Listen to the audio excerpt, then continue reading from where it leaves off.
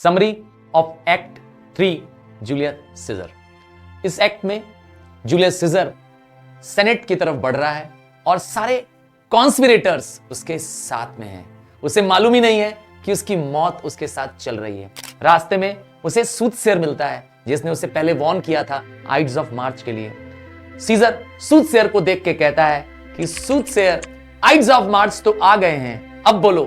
तो सूथसेयर जवाब देता है, सर अभी आइड्स ऑफ मार्च गए नहीं हैं। वैसे आइड्स का मतलब होता है 15th ऑफ मार्च।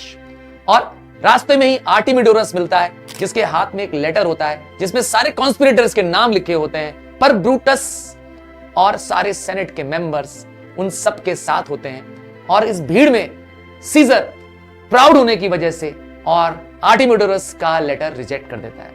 कहता है what concerns me will be served letter.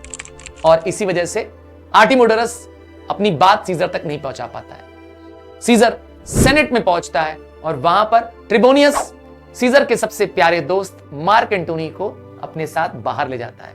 अब सीजर अकेला है। शुरुआत होती है मेटलस सिम्बर से। मेटलस सिम्बर सीजर के सामने नील डाउन करता है और उसे रिक्वेस्ट करता है कि उसके भाई पब्लियस सिम्बर को, जिसको बेनिशमेंट मिला हुआ है रोम से, उसे वापस बुला लिया जाए। और सीजर मना कर देता है, मना करता है, कहता है कि मैंने जो निर्णय लिया है वह मेरा फैसला अडिग है। इसके सपोर्ट में, मेटलस सिम्बर के सपोर्ट में सेनेट के सारे मेंबर्स बारी बारी से आते हैं, जिसमें ब्रूटस तक आता है। ब्रूटस जो सीजर का सबसे प्यारा दोस्त होता है, ब्रूटस उसे भी ना कर देता है। कैशियस आता है और वह कैशियस को कहता है कि मैं एक नॉर्थ स्टार की तरह हूं जो एक दिशा में फिक्स रहता वाला, और बाकी मैं अपने बातों से कभी मुकरता नहीं हूं। और सारे सेनेट मेंबर्स पब्लियस सिम्बर के सपोर्ट में बैक करते हैं, नील डाउन करते हैं। और आखिरी में आती है कैस्का की बारी।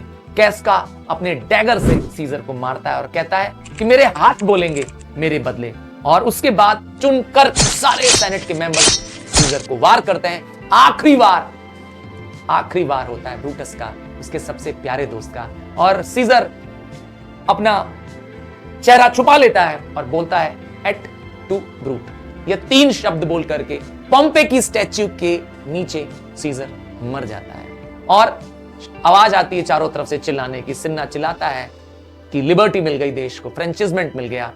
और ब्रूटस सबको कहता है कि आप अपनी तलवारें और अपने हाथ को क्या करिए, सीजर के खून में डुबो दीजिए और प्रोक्लेम करिए कि देश में लिबर्टी आ गई है।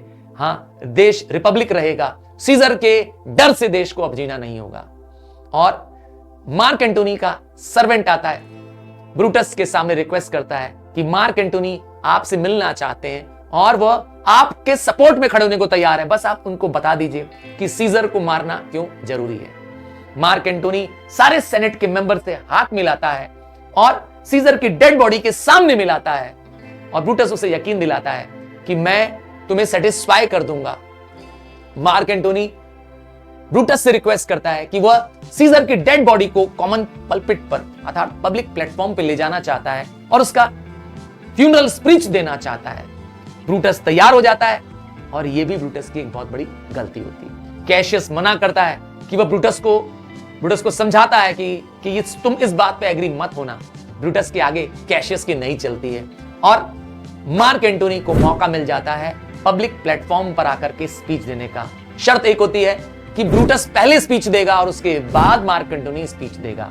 और मार्क एंटोनी कोई भी ऐसी बात नहीं बोलेगा जिससे पब्लिक क्या हो जाए, अगेंस्ट दी कॉन्स्पिरेटर हो जाए। पर होता तो उल्टा ही है। मार्क एंटोनी सीजर की डेड बॉडी के आगे एक स्पीच देता है, एक स्पीच जिसमें वो प्रिडिक्ट करता है, फोरकास्ट करता है कि देश में सिविल वॉर हो जाएगा और सारे कॉन्स्पिरेटर्स को चुन करके लोग मार डालेंगे। और सच में एंटोनी जब अपनी स्पीच शुरू करता है तो लोगों के दिलों को जीत लेता है, उनको यकीन दिला देता है कि जो ब्रूटस ने कहा, जो कॉन्स्पिरेटर्स ने किया सीजर को मार के, वो गलत था। और उन्हें बताया कि ब्रूटस और कॉन्स्पिरेटर्स ने सीजर को इसलिए मारा क्योंकि सीजर एम्बिशियस था। सीजर बहादुर था तो वो उसकी रिस्पेक्ट करता था, सीजर एम्बिशियस था इसीलिए उसने सीजर को स्ल्यू कर दिया।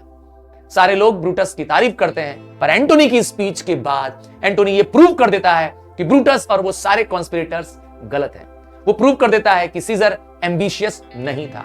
वो एग्जाम्पल देके बताता है कि जब कोई गरीब रोता था तो ब्रूटस की भी आंखों में आंसू था। इसका मतलब है कि एक एम्बिशियस व्यक्ति बहुत कठोर दिल का होता है और सीजर कठोर दिल का व्यक्ति नहीं था। सीजर को क्राउन ऑफर किया गया ईस्ट ऑफ ल्यूपरकल में 3 बार, और तीनों बार सीजर ने क्राउन मना कर दिया। अगर सीजर एम्बिशियस होता तो वो क्राउन उसी समय एक्सेप्ट कर लेता और रोम का राजा बन जाता। एंटोनी प्रूव करता है कि सीजर ने अपने मरने के बाद एक वसीयत लिखी है और उस वसीयत में हर एक रोमन नागरिक को 75 ड्रैकमास, सीजर की प्रॉपर्टी से 75 ड्रैकमास मिलेंगे, और सीजर के जो आर्बर्स हैं, ऑर्चिड्स हैं, फ्रूट गार्डन्स हैं, वो सब भी वो क्या करता है, पूरे देशवासियों को देता है। तो इससे वो प्रूव कर देता है कि सीजर एम्बिशियस नहीं था और देशवासियों को यकीन दिलाता है कि ये सारे कॉन्स्पिरेटर्स ने बदला लिया है, सीजर को बेवजह मारा है, और सब आग में भड़क उठते हैं और वह तैयार हो जाते हैं सारे कॉन्स्पिरेटर्स को मारने के लिए।